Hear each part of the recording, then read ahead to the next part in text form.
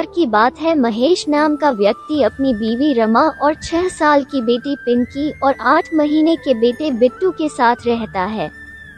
जिंदगी एक पल में कितनी बदल जाती है, इसका सबसे बड़ा उदाहरण था महेश।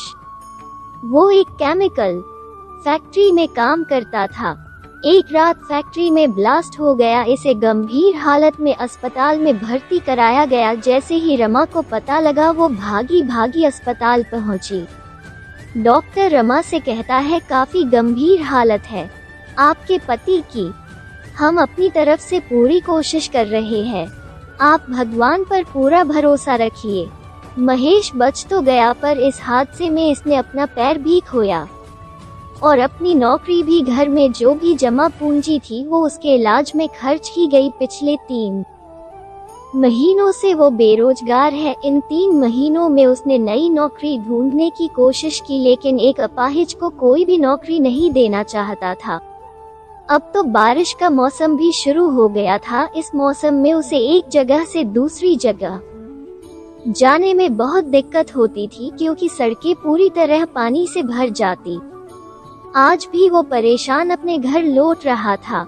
महेश चलते चलते मन ही मन दुखी होकर सोच रहा था, आज भी मुझे काम नहीं मिला। सब लोग मुझसे नजरें ऐसे चुराते हैं जैसे कि मैं कोई भूत हूँ। अरे आप लोग ही बताओ, क्या अपाहिज कोई जीने का हक नहीं है क्या? वो और उसका परिवार क्या भूखा मर जाए? महेश बार बार की असफलता से परेशान हो चुका था। उसका मकान मालिक 3 महीने का किराया वसूलने हर दूसरे दिन उसके घर आ जाता था, साथ ही घर खाली करवाने की धमकी भी देता था।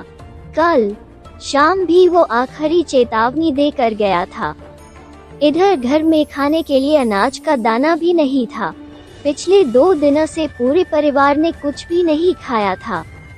उसे कुछ भी समझ नहीं आ रहा था कि अब वो क्या करे। वो ये सोचते सोचते जा ही रहा था कि तभी जोरों की बारिश शुरू हो जाती है। महेश सोचता है, मुझे उस चाय की टपरी के नीचे छिप जाना चाहिए। कहीं बारिश में तबीयत खराब हो गई तो लेने के देने पड़ जाएंगे। वो चाय की टपरी के नीचे जाके खड़ा हो गया। चाय की टपरी वाला चाय के साथ पकोड़े भी बना रहा था। लोग चाय के साथ पकोड़े भी खाते हुए बारिश का मजा ले रहे थे। उसे पता था कि घर में कुछ भी खाने को नहीं है। उसने अपनी जेब में हाथ डाला तो 10 रुपए का बहुत ही पुराना नोट मिला। वो सोचता है, 10 रुपए ही है जेब में, क्या करूं क्या ना करूं। हम मियाँ बीवी तो पानी पी कर भी रह लेंगे, लेकिन बेचारी पिंकी का क्या? सब मैं उसके लिए पकोड़े लेके जाऊंगा तो वो बहुत खुश हो जाएगी। पहले उसने बहुत सोचा, फिर उसने उन पैसे से पकोड़े खरीदिए। थोड़ी देर बाद बारिश बंद हो गई। फिर वो पकोड़े लेकर घर पहुंचा, लेकिन घर के बाहर पहुंचते ही उसकी आंखों में आंसू आ गए। उसके बीवी बच्चे घर के बाहर खड़े थे और उसका 8 महीने का बेटा बिट्टू अपनी माँ की गोद में लगातार रोए जा रहा था। पिंकी सहमी अपने माँ का आंचल पकड़ कर खड़ी थी। उनका मकान मालिक उनका बचा खुचा सामान सड़क पर फेंक रहा था। उसकी बेटी ने जब उसे देखा तो वो भागते हुए महेश के पास आई और रोते हुए कह रही थी, बाबा देखो ना, अंकल ने हमें घर से बाहर निकल दिया और वो हमारा सामान भी बाहर फेंक रहे हैं। और वो मेरी छोटी सी गुड़िया थी ना जो अब लाए थे, अंकल ने उसे भी नाले में फेंक दिया। महेश ने अपनी बच्ची को ही चुप कराया और जाकर मकान मालिक के पैरों में गिर पड़ा। महेश रोते हुए मकान मालिक से कहता है, ये आप क्या कर रहे हैं मालिक, इस तरह हमें बेघर मत करिए। मकान मालिक महेश से गुस्से में कहता है, चुप कर, पहले 3 महीने का किराया हाथ में रख फिर बात कर। महेश रोते हुए कहता है उसे, मैं जल्दी ही आपका सारा पैसा चुका दूंगा। मकान मालिक चिल्लाकर बोलता है, चुप कर, पिछले 3 महीने से तुम्हारी यह बात सुन सुनकर मेरे कान पक चुके हैं। तभी महेश के मकान मालिक की नजर महेश के हाथ में रखे कागज में रखे पकड़ों पर गई। उसे देखकर उसका पारा चढ़ गया। अरे रे रे, कितना झूठ बोलते हो तुम लोग, मेरा किराया देने के लिए तुम्हारे पास पैसे नहीं है और पकौड़ा पार्टी करने के लिए पैसे हैं, चलो निकलो यहाँ से मक्कार कहीं के। ये कहकर पकोड़ों को उसने उसके हाथ से छीनकर फेंक दिया। फिर वो अपने घर में ताला लगाकर निकल गया। महेश और उसकी पत्नी गिड़गिड़ाते रहे मगर वह तो निर्दयी बना रहा। महेश की पत्नी रोते हुए महेश से कहती है, अब हम कहाँ जाएंगे? महेश उदास होकर कहता है, पता नहीं रमा, पर कहीं तो जाना होगा ना। छोटा मोटा सामान अपने सर पर उठाकर वो सड़क पर निकल गए। एक बार फिर से जोरों की बारिश होने लगी। वो बारिश से बचकर कहीं छिपना चाहते थे पर कहीं दूर दूर तक कोई जगह नहीं मिली। रमा अपने छोटे से बेटे को सीने से लगाए चली जा रही थी। तभी बारिश के साथ साथ ओले भी गिरने लगे। महेश परेशान होकर कहता है, हे भगवान, गरीबों को तकलीफ देने में आपको बहुत मजा आता है ना। बारिश तो हो ही रही थी, अब ओले भी पड़ने लगे। लेकिन तभी महेश की नज़र सड़क पर पड़े सीमेंट के पाइप पर पड़ी। उसने पत्नी और बच्चे से पाइप में छिपने के लिए कहा, लेकिन पाइप तक पहुंचने से पहले दुर्भाग्य से ओले का एक बड़ा टुकड़ा पिंकी के सिर पर गिरा। उसके सिर से खून बहने लगा और वो बेचारी जोर जोर से रोने लगी। रमा ने झट से अपनी गोद से बेटे को महेश के हाथ में दिया। अपनी साड़ी का पल्लू फाड़कर पिंकी के सिर पर बांध दिया। पिंकी को चोट से बहुत दर्द हो रहा था। वह रोते हुए अपनी माँ से कहती है, माँ, सिर में बहुत दर्द हो रहा है। रमा अपनी बेटी को दिलासा देती है, रो मत मेरी बच्ची, ठीक हो जाएगा। वो सभी पाइप के अंदर बैठ गए और बारिश रुकने का इंतजार करने लगे, लेकिन बारिश रुकने का नाम ही नहीं ले रही थी। तभी उन्होंने देखा उनकी सीमेंट वाली पाइप सी की कुछ दूरी से एक बड़ी सी गाड़ी आकर रुकी। उसमें से दो कपल बाहर निकले और बारिश में भीगने लगे। लड़का कहता है, बारिश में भीगने का अलग ही मजा है ना काजल। काजल हंसते हुए उसे कहती है, सच में अखिल, बारिश में भीगना और उसके बाद गर्मा गर्म पकोड़े खाना जन्नत सा मजा देता है। काश ये बारिश पूरी रात हो जाए तो मजा आ जाए।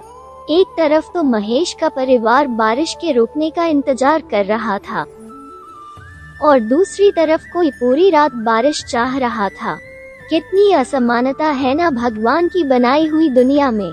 महेश और उसकी बीवी यही सोच रहे थे और बारिश के रुकने का इंतजार कर रहे थे, लेकिन बारिश नहीं रुकी और भी तेज हो गई। सड़कों पर पानी भरने लगा और 2 दिन से लगातार बारिश होने के कारण बाढ़ वाली स्थिति होने लगी। उन लोगों की सीमेंट वाले पाइप में भी पानी आने लगा। पानी उनके सीने तक पहुंच चुका था। महेश अपनी पत्नी रमा से कहता है, रमा, हमको बच्चों को लेकर किसी ऊंचे स्थान पर जाना होगा, नहीं तो हम सब डूब जाएंगे। तभी महेश पिंकी को अपने कंधों पर उठाया और किसी सुरक्षित जगह की तलाश में आगे की ओर जाने लगा। तभी पानी का एक तेज बहाव आया और महेश का नियंत्रण बिगड़ गया और वो गिर गया। पिंकी भी गिर पड़ी और वह पानी के बहाव के तेज चपेट में आ गई और पानी में डूबने लगी। पिंकी रोने चिल्लाने लगी, पापा, पापा बचाओ मुझे, मैं डूब रही हूँ, पापा, पापा। एक तो 2 दिन से भूखा परिवार, ऊपर से बारिश का कहर। महेश चाह कर भी अपनी बच्ची को नहीं बचा पाया और पिंकी पल भर में ही उनकी आंखों से ओझल हो गई। रमा रोने चिल्लाने लगी, पिंकी, पिंकी, कहाँ हो तुम? हाय मेरी बच्ची। लेकिन पिंकी ने कोई जवाब नहीं दिया। आज महेश खुद को बहुत ही असहाय महसूस कर रहा था।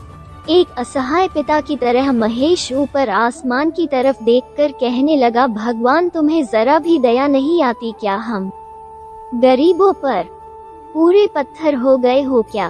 तुमने मुझे अपाहिज कर दिया, फिर हमें दाने दाने को मोहताज कर दिया, फिर सिर से छत भी छीन ली और फिर मेरी बच्ची को भी ले गया। कान खोल कर सुन ले, तू मेरे लिए भगवान नहीं, पत्थर है, पत्थर। वे लोग बाढ़ से बचने के लिए किसी भी तरह की कोशिश कर रहे थे, लेकिन पैर जवाब दे चुके थे। भूखा शरीर अपनी ताकत खो चुका था। उनके पैर लड़खड़ा रहे थे और वह भी बाढ़ की चपेट में डूबने लगे। हालांकि तब भी उन्होंने हाथ पैर मारे, लेकिन भूख ने उन्हें कमजोर बना दिया था। दोनों एक दूसरे को पुकार तो रहे थे, लेकिन पानी के बहाव में वो पुकार अनसुनी हो रही थी। महेश रो रो कर चिल्ला रहा था, रमा रमा बिट्टू बिट्टू, लेकिन शायद मौत उनकी अभी हाथों की रेखाओं में नहीं थी। तभी दोनों पानी में गिरकर बेहोश हो गए थे और पानी में बहकर जा रहे थे। तभी बाढ़ राहत कार्य वालों की नज़र उन पर पड़ी और वो उनको तभी बचाकर अपनी नाव में राहत शिविर में ले आए। डूबते हुए बच तो गए, लेकिन पिंकी के लिए रो रहे थे। रोते हुए रमा से कहता है, इस बार में हम तीनों तो बच गए रमा, लेकिन हमसे हमारी पिंकी छीन लिया। वो दोनों अपने बेटे बिट्टू को संभालते हुए रो ही रहे थे। तभी एक नन्ही सी बच्ची जिसके हाथों में बिस्किट और एक ब्रेड का पैकेट था, वो पैकेट उसको राहत शिविर वालों ने दिया था, उनके पास आई और पीछे से आकर बोलने लगी, बाबा बाबा क्यों रो रहे हैं आप लोगों को भी भूख लगी है ना, ये लीजिए ब्रेड खाए, अंकल ने मुझे दी थी, मैं आप लोगों का ही इंतजार कर रही थी। वह आवाज पिंकी की थी। पिंकी को देखकर महेश और रमा फूट फूट कर रोने लगे। पिंकी को भी राहत कार्य वाले बचाकर शिविर में ले आए थे। अपनी बच्ची को जिंदा देखकर वो लोग ऊपर वाले को शुक्रिया अदा करने लगे। पूरा 1 महीना वो लोग राहत शिविर में रहे। उसके बाद सरकार ने उन्हें कुछ पैसे मुआवजे में दिए, जिससे वो नई जिंदगी की शुरुआत कर सके। आज महेश चाय पकौड़ी की एक दुकान चलाता है। उसकी जिंदगी पहले से बेहतर हो गई है।